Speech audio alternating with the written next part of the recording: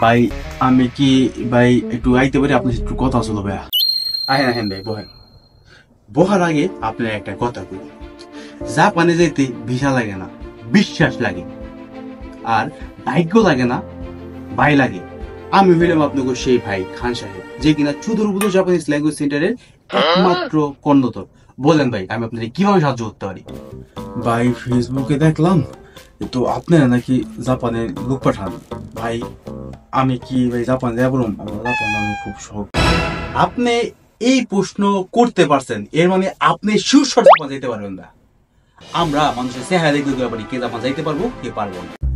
তো ভাই আমার বয়সটা তো একটু বেশি ভাই, 40 বছর হয়ে গেছে, কোনো সমস্যা নেই ভাই। ভাই আপনার বয়স মানেই আপনার অভিজ্ঞতা। আপনি বুইরা না, আপনি হলেন টোকিও বীর, ওসাকা বীর। আপনি রে জাপানিজরা বহায় বহায় সালাম দিব, সালাম। ভাই আমি শুনছি যে জাপান যাইতে গেলে নাকি অনেক পড়ালেখা জানা লাগে। আমি তো ভাই এসএসসি পাশও করি নাই ভাই। ওইটাই তো চান্স, যারা লেখাপড়া জানে না তারাই বেশি শিখে উঠে। আপনি গেলে ওরা ভাববো ওমা এত ভদ্র, যত যাই কই কিছু কয় না, চুপ থাকে। আর ভাই আমার তো তেমন কোনো স্কিলও নাই ভাই। আপনার মতো জিরো স্কিল লোকেরাই জাপানের মাটিতে ইউনিভার্সাল ভিসা পায়। আপনার কোনো স্কিল নাই, এটাই তো আপনার সবচেয়ে বড় স্কিল। আর ভাই জাপান যাবো ভাই, আমার তো ভাই তেমন টাকাও নাই, কিন্তু জানার ইচ্ছা আছে ভাই। ভাই টাকা পয়সার প্রয়োজন তো তাগো হয়, তাগো ভাগ্য খারাপ। আপনার ভাগ্য এত ভালো, আপনি আমার কাছে আইছেন।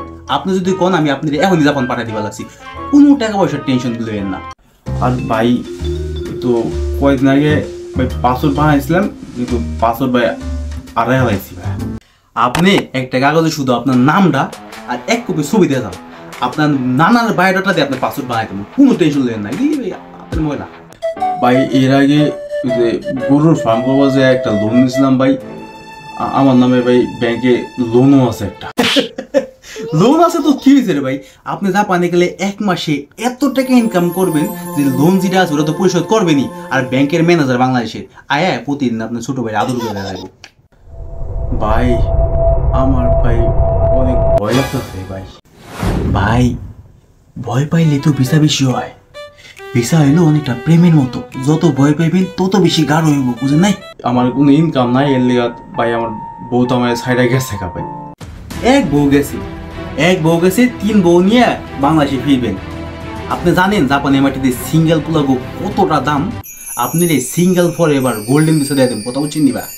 আমি তো ভাই জাপানি ভাষাও পারি না, আর এই বয়সে ভাই ভাষা শিখবো পারব না ভাই।